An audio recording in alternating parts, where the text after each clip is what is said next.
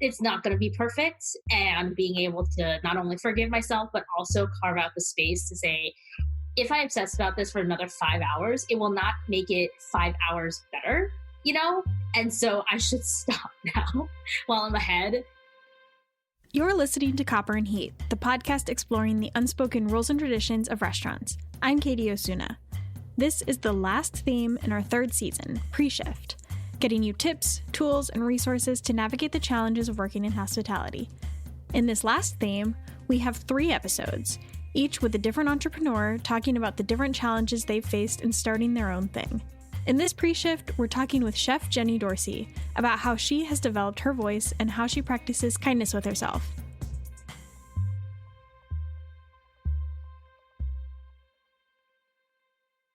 Hi, everyone. I'm Jenny Dorsey. I'm a professional chef, writer, and the founder of a community think tank called Studio Atao.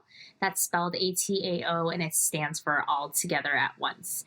And we essentially create different types of content and experiences at the heart of food, art, and social impact. So different types of exhibitions, dinner events, or there used to be dinner events, no longer right now, as well as online resources, toolkits, and small group discussions where people can engage about different social impact topics that are relevant to their industries and their lines of work.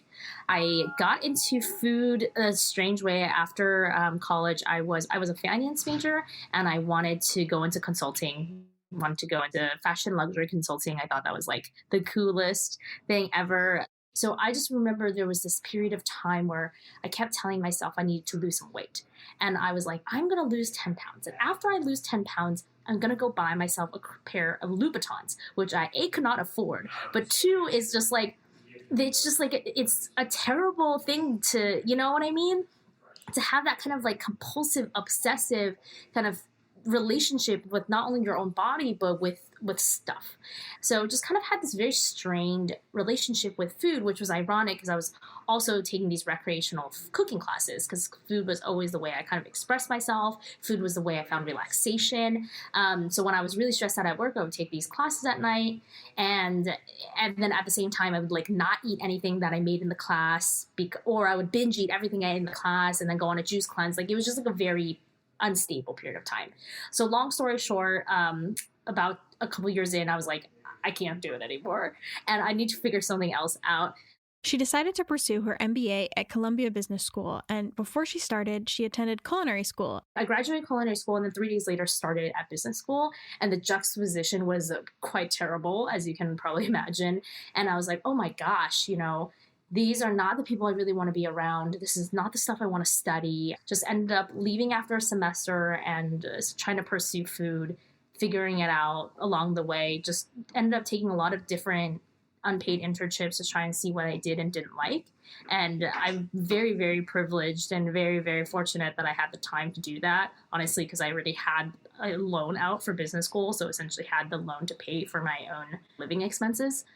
But I think just found a lot of things in the food industry that weren't up my alley, but also got to work at restaurants, got to, try PR, got to try like selling juice door to door to VC firms, all these like strange things that I don't think otherwise. I think a lot of people just don't, you're so pressured in taking a job, and many times financially you have to, just aren't able to really try out.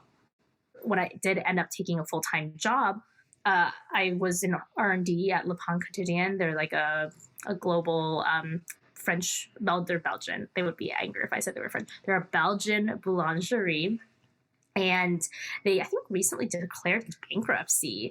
I haven't kept up with them because I did not have a great time there, but I think that happened. So anyway, you might have eaten there, but I was doing menu R&D for them for their 3 different country or corporate owned countries, so the US, UK, and France. So like learned a lot of interesting things, did not like the job, and so was able to say, I don't like this job, I'm gonna stay for a few more months. But at that time decided to start my own pop-up series, basically just out of my apartment, my then boyfriend, now husband's apartment. And we started hosting these dinners, and that was like my creative outlet because I had essentially the time. I was still working a lot, but at 7 o'clock I got to come home and prep for the dinner the next day. I think there's just so many things that contribute to creating the opportunity for some of the things that I was able to partake in that I feel really fortunate in. And it's not fair that not everyone in the industry really has that. Now Jenny runs Studio Atao, using food as a way to have complex, meaningful conversations around social issues. So Jenny's doing a lot, all the time, and having balance is one of her challenges. I work a lot. I work on the weekends. I work most nights. I think that that is part of the problem with having your own thing is like you can't stop thinking about it because also if you're the mate like you're the founder or whatever like if the company is not going to progress without your thoughts like you have to constantly be iterating on like what you're going to do next. And this is the funny thing about when you come out of a corporate setting is like most of the time in corporate settings you're thinking about how you want more autonomy and control because you don't have enough of it, but then you quickly realize it's a luxury to be told what to do because you don't have to think. You just someone tells you and you might be angry about whatever they told you, but then you go ahead and do it. You don't have to think about it. But instead, I'm deciding what I'm going to do. And then I'm like constantly second guessing, like maybe we shouldn't have done that. Maybe we should do that. Maybe we should send out the newsletter tomorrow at 3:00 and not 11. Like these are like dumb little decisions, but they're always in your brain. So I turned 30 this year. So I've been trying to be like, okay, in this next decade, what would I like to be a little bit better at? I think one is just being a little gentler with myself and recognize no matter how much I obsess over the little details, it's not going to be perfect. And being able to not only forgive myself, but also carve out the space to say, if I obsess about this for another 5 hours, it will not make it 5 hours better, you know? And so I should stop now while I'm ahead, eat my dinner, watch my show, read a book, do whatever it is that I like to do or want to do that evening and like go to bed. And, if newsletter goes out an hour before the optimal time, whatever that time is, I still haven't found it, then it's fine. Like, just let it go. I do believe that like you have to fail to succeed.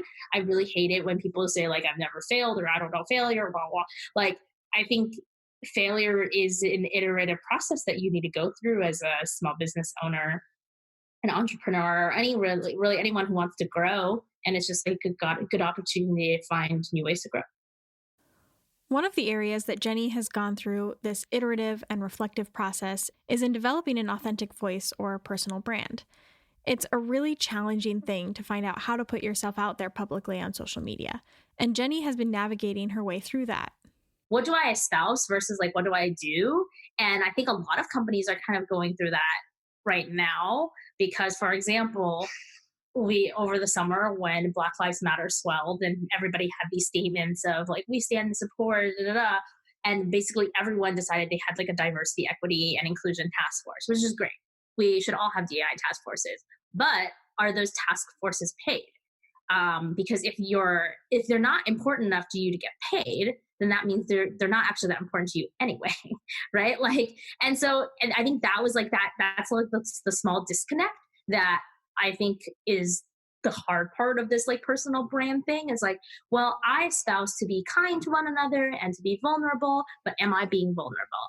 Am I actually practicing kindness? And what is my brand of kindness? It's like a really vague question, but like that's something that I was thinking about earlier this year is like, what is my brand of kindness? Does it mean that I'm nice to everyone? Does it mean that I respond to every single person who DMs me? What does it mean to like be a thought leader? Does it mean that I'm posting articles all the time? Does it mean that I have to have an opinion on every single article, even articles that I maybe don't totally know things about? And I feel like it was always like there was these parts where I would stop and be like, wait, that's not right. Like I shouldn't have an opinion on this because I don't know enough about it.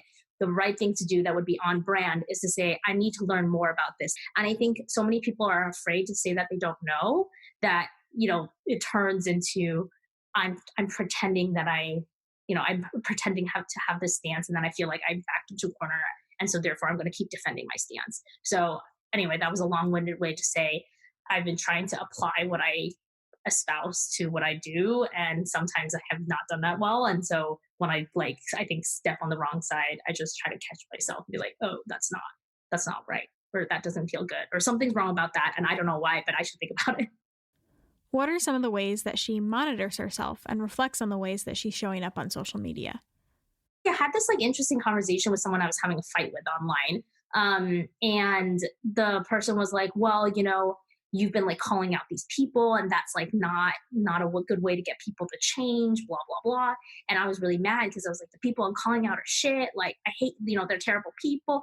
And then I was like, oh my God, wait a minute. Like my whole theory of change, the whole studio's whole theory of change is that it's like one conversation, one person, one relationship at a time. I do believe that, and that we need to like lead with vulnerability and empathy to change, and calling out people isn't a good way to do that. And I was like, well, okay. And so I ignored this person for about a week and then emailed them because we were arguing over Instagram, emailed them being like, I hear you. And I recognize that because I was so angry, I didn't actually explain to you why I was upset.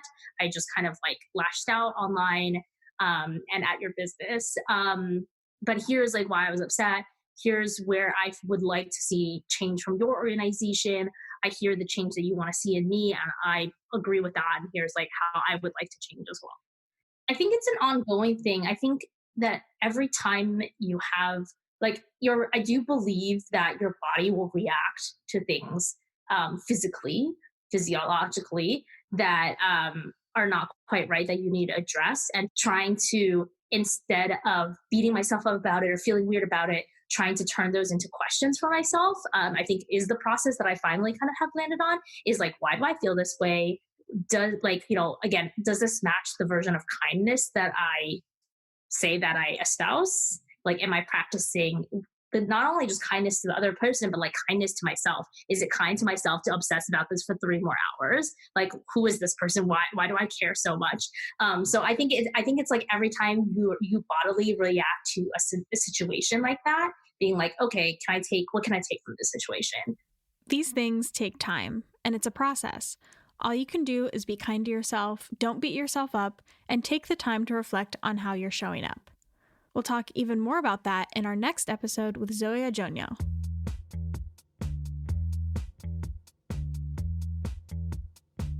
You can find me on Instagram at Chef Jenny Dorsey, and you can find Studio Atao on Instagram as well at Studio Atao. Again, that's ATAO.